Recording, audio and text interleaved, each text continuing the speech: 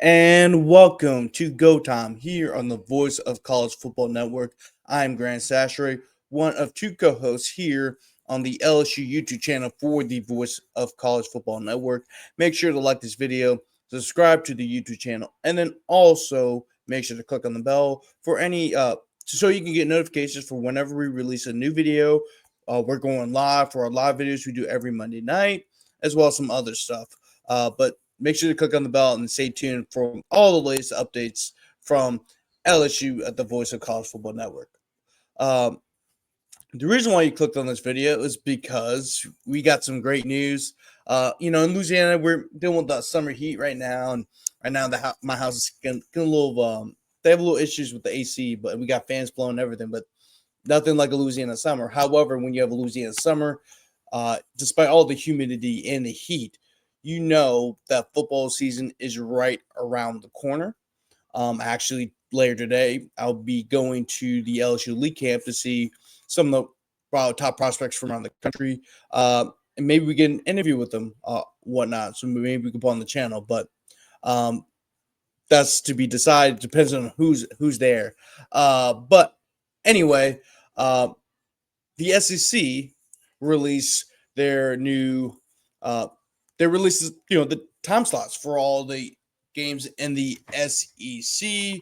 That was announced yesterday, and that's a and so it looks like LSU actually has some really good time slots, right? And for the first four games of LSU schedule, you can see it right here. All of them are going to be played at night, right? The game against Clemson is in prime time, 6:30 p.m. Central Time. La Tech, it's 6:30. Florida, it's 6:30. And Southeastern, 6:45. Those are the first time slots that were released, and that was released, I would say, about a month ago, maybe a little over a month ago. So we already know those times. However, the ESPN announced all the other time slots for around the SEC. So, following the May 29th announcement of all start times for the first 3 weeks, ESPN has released the approximate start times for the complete 2025 season. The schedule was unveiled during SEC Now inside the 2025 schedule on SEC Network, as host Darren Nakwa and analyst Roman Harper and Chris Storing took a deep dive into the 2025 college football campaign. By the way, Roman Harper, New Orleans Saints legend. I just want to put that out there as a Saints fan. But anyway, week 5 Saturday already has a pair of high stakes showdowns set for Saturday, September 27th at noon. Notre Dame faces off in Fayetteville against Arkansas on ABC for the first time in prime time. All eyes turn to Athens as Alabama takes on Georgia between the hedges on ABC's Saturday Night Football, presented by Capital One. This is the 75th meeting between those two teams. Oh, I didn't know that. That's pretty cool. All SEC control games starting with week 4, September 20th, will have set television windows with select games tagged as flex games between the afternoon and night windows. Designating windows for all games after week 3 prior to the start of the season is a benefit for the rights agreement between the Southeastern Conference and ESPN, which kicked off last fall. Television television start time windows for weeks 4 through 14 are defined as follows: early, which is a noon to 1 p.m. Eastern time start; afternoon, which is a 3:30 to 4:30 Eastern time start; night, which is a 6 to 8 Eastern time start; and flex games, which is flex between the afternoon and night windows. Um, and so we already know about the first 4 weeks of the season. Well, first 3 weeks of the season, and then they announced the Southeastern time was going to start at 6:45. But to show you LSU schedule to give an idea, uh, there's not there's a whole lot of flex and night games on the schedule. So we already know about the first 3 all night games. Southeastern was part of the 4 through 14 weeks 4 through 14 announced times. And that will be, and the games against Southeastern will be played at 6:45 p.m. But Ole Miss, September 27th, which should be a big game. LSU has not won in Oxford since 2019. LSU's lost in the last 2 meetings against Ole Miss, and so hopefully they can right the ship. Ole Miss will be They lose a solid amount of guys from last year, so it'll be very interesting. That'll be a very interesting game because Ole Miss, although they lost a whole lot of players, they'll be ready to play against LSU because I know Lane Kiffin will get those guys ready. Another flex window time slot for against South Carolina between 2:30 and 5 o'clock, 5 and 7 p.m. This is a game that a lot of people think this could be a kind of a what's it called sleeper game for LSU, or a trap game for LSU. South Carolina's a very talented team. Lenore Sellers is one of the more talented quarterbacks in the country, and also a lot of people have Lenore Sellers being drafted in the first round, which is pretty interesting. So that should be a big game as well. No, South Carolina has revenge in their minds.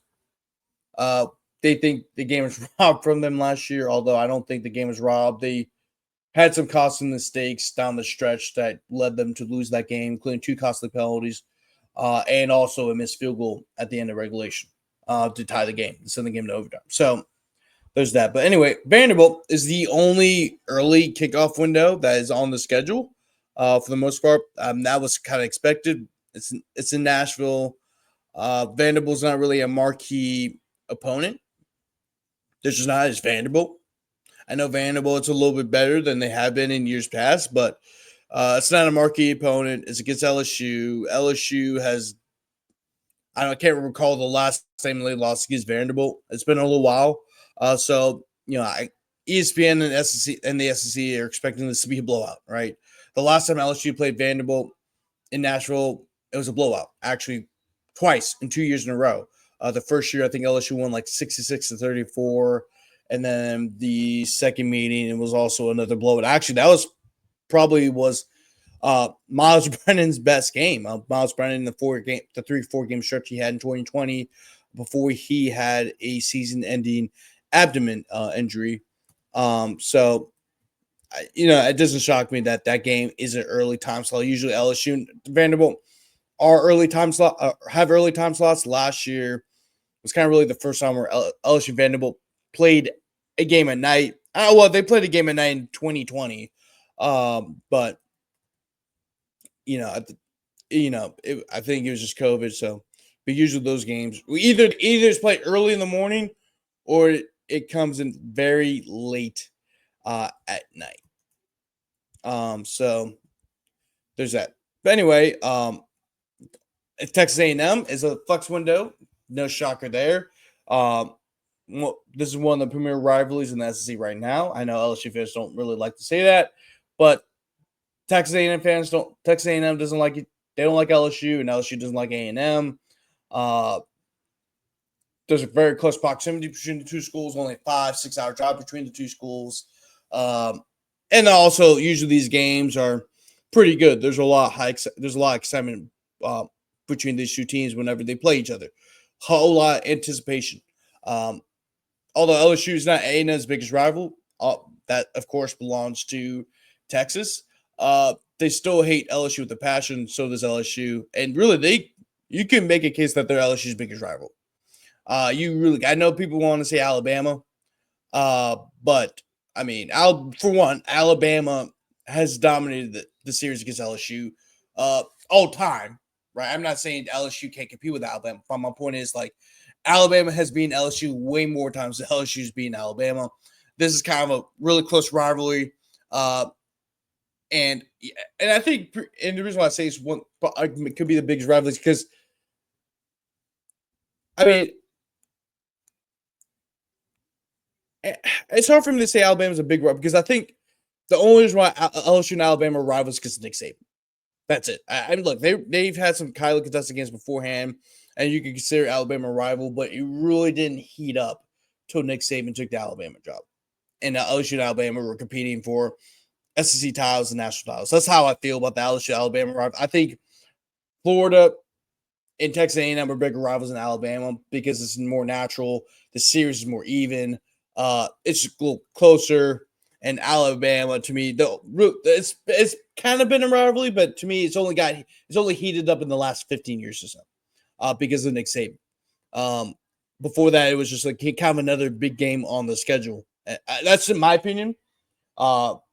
You guys don't have to agree with me or not. If you disagree or disagree with me, you can leave it in the comment section. Um, I just think that it's not, to me, the Alabama LSU series is not, is to me, it's not as big of as a rivalry. That's just in my opinion. Um, so Alabama leads the series 57 wins, 27 losses, and 5 ties. I mean, they have 30 more wins than LSU. While LSU and Florida, I think LSU has a slight lead over Florida. And for the Texas A&M series, I think it's a slight lead as well. So yeah, Florida LSU is, so Florida leads the series 34-31, and three ties. However, so 34 wins, 31 losses, and 3 ties. But you also have to take account of this: three LSU wins were vacated. So really, on the field, the series against Florida is tied. And if you look at LSU and Texas A&M, LSU leads the series 32-24-3. So it's so to me, Florida and Texas A&M are much better rivals because there's not much separation between the two programs whenever they played each other compared to Alabama, which has a large margin. And also, I think that rivalry really hasn't heated up. Didn't really heat up like it has now until Nick Saban took the job in 2007. But anyway, moving off of that, Arkansas actually has an early kickoff window. That's actually pretty shocking. In my opinion, just because I thought Arkansas improved last year. And then also, it's always LSU and Arkansas is always a very close game. Last year was kind of the exception, but before last year's matchup, that the LSU and Arkansas has only been decided by 3 points. From 2020, actually, on 4 straight meetings, the game was decided by 3 points or less in 4 straight meetings from 2020 to 2023. So I think that's kind of shocking that that LSU and Arkansas have an early kickoff window. Once the game gets Western Kentucky, we'll have a night kickoff window. No shocker there. It's not a very exciting game. LSU is supposed to put belt to booty. So I think LSU is gonna that's gonna be blow. And then also the very last game of the season against Oklahoma, a flex window kickoff. So it could be an afternoon game or a night game depending on the time slots and who's playing and whatnot. But anyway, that's going to wrap up Go Time for today. Thanks for watching today's show. And if you're listening on in the podcast form, make sure to subscribe to our podcast network. Also, if you're watching on YouTube, like the video, subscribe, and click on the bell. Same thing kind of announced at the beginning of the show. Thanks for tuning in. We're also going to be doing a live recap show of all the College World Series games that LSU plays. So make sure to tune in on that. But anyway, thanks for hopping on. I'll see you guys later. Go Tigers.